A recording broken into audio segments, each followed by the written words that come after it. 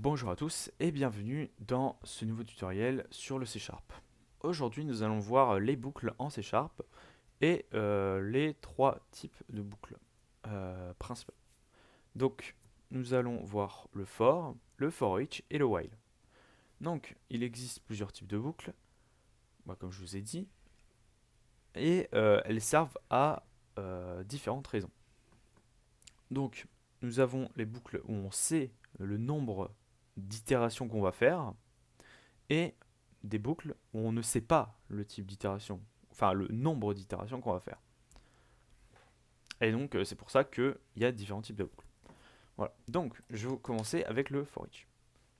Donc le for each, ça permet euh, de parcourir les éléments d'un type itérable. Donc là c'est un tableau, c'est itérable, donc du coup on peut l'utiliser. Si je mets juste un seul float, voilà, hop, si je mets juste un float, ça va mettre une erreur parce que ce n'est pas euh, itérable. Enfin, unumérable plutôt. Ouais, innumérable. Je- Bref. Voilà. Donc, ce que va faire cette boucle, c'est qu'elle va parcourir tous les éléments de la boucle et elle va faire, donc par exemple, elle va faire la première fois avec 1, puis après avec 2, 3,2 plutôt, etc. Ici, euh, donc ce sera la valeur. Donc ça sera, par exemple, là pour la première fois, elle va faire avec 1, donc value ce sera égal à 1, puis value ce sera égal à 2, puis à 5,8, etc. Donc hop, moi j'aime bien c'est préciser le type, mais bon, c'est juste parce que je suis un peu maniaque. Mais voilà. Donc ce qu'on va faire, c'est qu'on va faire une addition. Donc result est égal à 0. Et en fait, ce qu'on pourrait faire, donc comment faire une addition, on pourrait faire un numbers 0 plus number 1, merde, 1, etc., etc. Sauf que nous, on veut pas faire ça parce que c'est con en fait, parce que si je rajoute un élément, si je rajoute 5 encore, bah en fait ça marchera pas. Il faudra réécrire là. Donc nous ce qu'on veut, c'est l'ajouter en tout. Donc, résulte. Et là donc ce qu'on va faire, c'est ajouter, donc résulte est égal à 0, on ajoute 1, donc ça fait 1. Puis après, on ajoute 3,2, donc 1 plus 3,2, 4,2, etc. Et à la fin, ça nous fait notre somme. Donc, ce qu'on va littéralement faire, c'est result plus égal value. Et ici, console.writeLine result. Et là, on a notre résultat. Voilà. Sauf que, on peut le faire d'une autre manière, donc avec un for. Donc le for, c'est pas par rapport à un élément itérable, mais par rapport à un nombre d'opérations à faire. Donc on peut faire exactement la même chose en disant, ok, tu me fais ça le nombre de fois qu'il y a un élément. Donc là, c'est-à-dire qu'on part de 0, ok, et on va pour i allant de 0 à number.length, donc exclu, hein, en itérant donc plus 1 à chaque fois, en incrémentant i de 1 plutôt, voilà, je perds mes mots, et ben on fait un truc. Donc là on fait un truc. Et là du coup on pourrait dire result plus égal number i. Donc on prend l'élément i, parce qu'au début i va être égal à 0, donc il va prendre celui-là, puis i va être égal à 1, il va prendre celui-là. Voilà, c'est exactement la même chose, et là vous pourrez voir que ça va mettre le même résultat, 36,98. Donc ça marche. Le truc qui est bien avec le for, c'est qu'on n'a pas besoin d'avoir une array, comme ici, mais qu'on peut dire, ok, tu me fais 6 fois un truc. Donc je sais pas, qu'est-ce qu'on pourrait faire 6 fois. On pourrait dire, je sais pas, plus égal un truc. Voilà, bon, on pourrait faire ça 6 fois seulement. Et donc là, on va ajouter les 6 premiers chiffres. Donc ça fait un résultat différent. Bon, c'est con de faire ça, mais voilà. Donc ça, c'était pour les boucles au nombre d'éléments qu'on connaît. Donc là, on sait qu'il y a X éléments à cet array. Et là, on sait le nombre d'éléments enfin d'itération qu'on va faire, vu qu'il est marqué là. D'ailleurs, ce que je n'ai pas précisé, c'est qu'on peut la parcourir à l'envers, la boucle. C'est-à-dire que là, vous avez number.length, donc là, ça va aller, donc ça va faire 0, puis 1, puis 2, puis 3, etc. Et bien, en fait, on peut faire à l'inverse, donc c'est-à-dire cet élément-là, puis cet élément-là, là, là, là, là, et là. Donc c'est-à-dire 0, 1, 2, 3, 4, 5, 6. Ok, ça commence à 6, 5, 4, 3, 2, 1, 0. Donc pour faire ça, on a juste à mettre ici moins moins. Donc en gros, à chaque itération, ça va mettre moins. Ici, il faut partir de la fin. Donc la fin, c'est number.length moins 1. C'est très important de mettre moins 1. Parce que là, la longueur de cet array, c'est donc le nombre d'éléments. Donc 1, 2, 3, 4, 5, 6, 7. Ok. Sauf que si on commence à 7, donc si on met i égale 7, il va chercher l'indice 7. Donc là, ça fait 0, 1, 2, 3, 4, 5, 6. Et 7 n'existe pas. Donc ça va faire une erreur. Donc c'est important de mettre moins 1. Et ici, jusqu'à temps que i inférieur ou égal à 0. Et donc là, en fait, ça va faire le même résultat. Mais sauf qu'on l'a fait à l'envers. Voilà. Bref. Donc ça, c'est pour les boucles for et for each. Maintenant, on va voir la boucle while. Ok, donc maintenant, on a un autre problème. C'est qu'on a une valeur de départ qui est égale à 50 pour l'instant. Et en fait, cette valeur, on veut faire que... on veut connaître le nombre d'itérations qu'il faut pour faire qu'elle soit en dessous de 0,5. Donc, en multipliant par le facteur. Donc là, on va multiplier 50. Donc si je vous fais la calculatrice, tac, on va faire 50 fois 0,75. Tac. Donc là, ça fait 1 fois 0,75, etc. En fait, c'est 50 exposant, je sais pas, exposant 9 par exemple.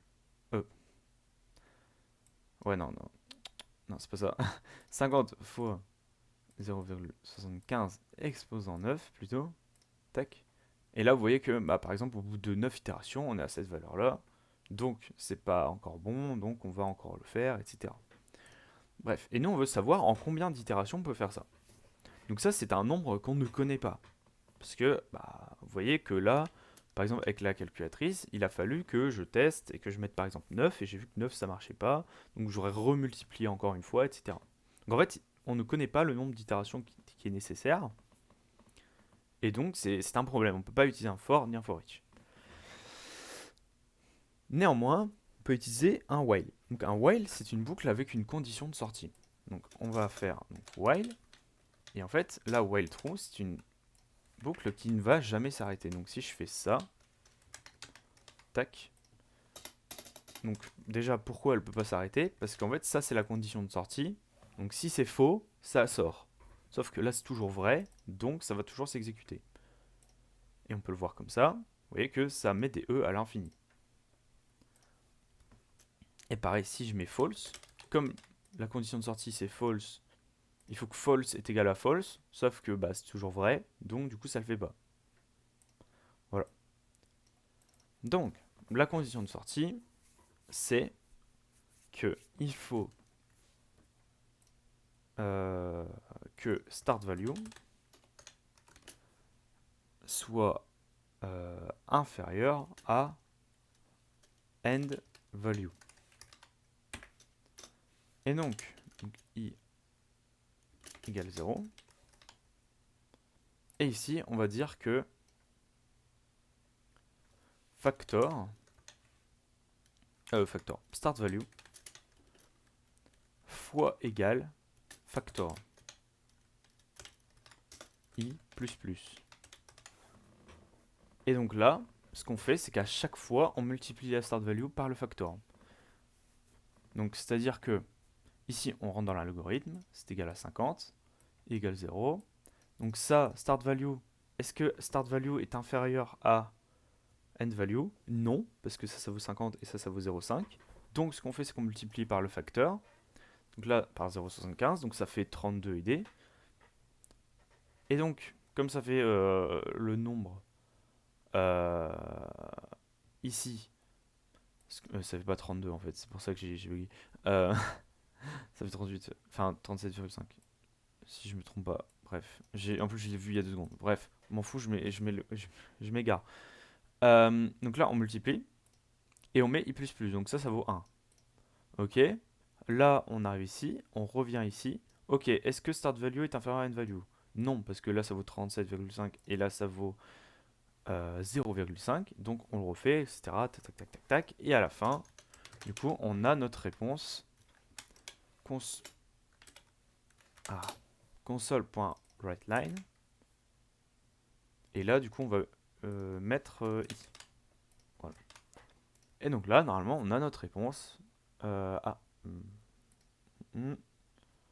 Tant que... Non, oui, c'est l'inverse, oui. Tant que... C'est tant que... Ça, c'est vrai, oui. Tant que ça, c'est vrai. Donc, en fait, j'ai inversé. Donc, c'est start value supérieur à end value. Parce que là, est-ce que c'est supérieur? Oui. Donc, on continue.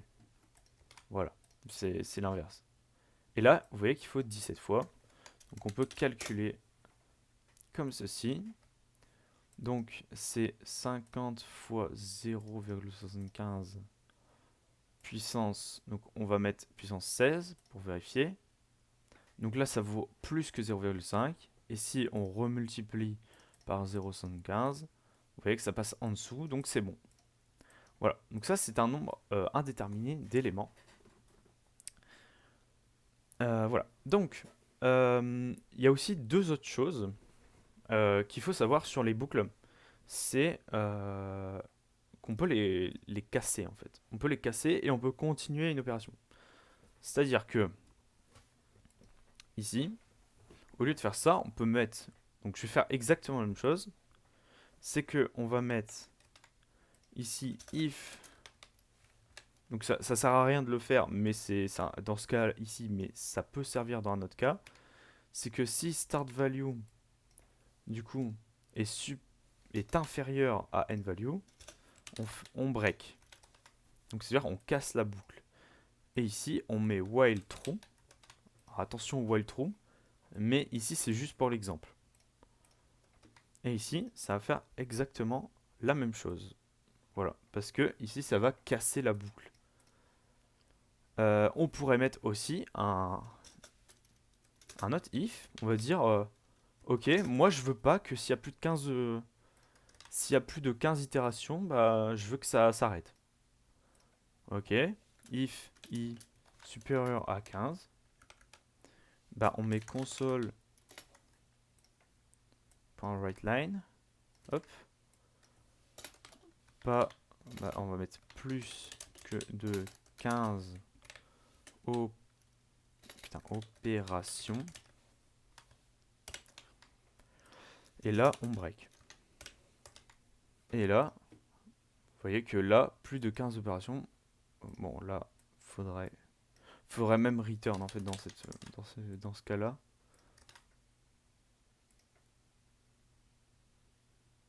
Voilà. Donc, plus de 15 opérations, donc ça s'arrête. Néanmoins, si on veut pas return,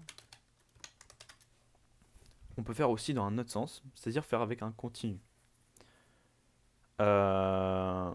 Néanmoins,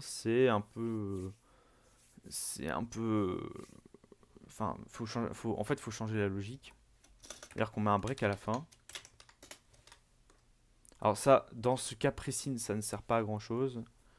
Mais c'est juste pour vous montrer le break et le continu. Donc on va dire que if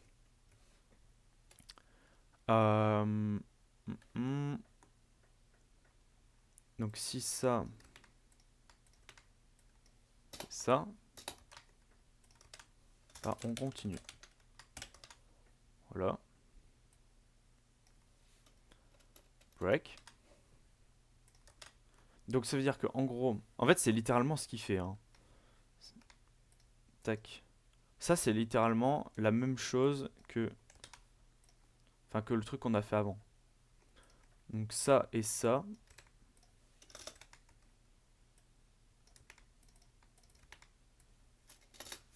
c'est exactement la même chose.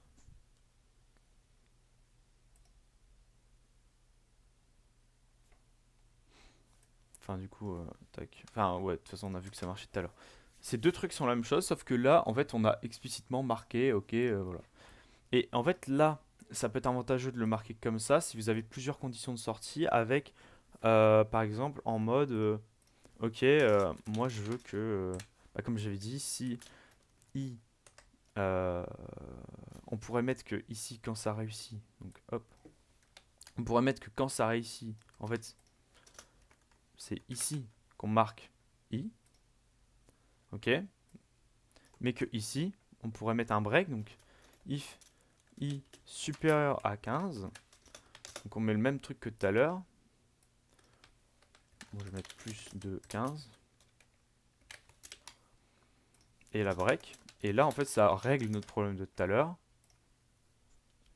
Vu que là, ça va marquer plus de 15. Que ici, il va arriver, hop, là c'est plus de 15, il va break, du coup il fera jamais ça.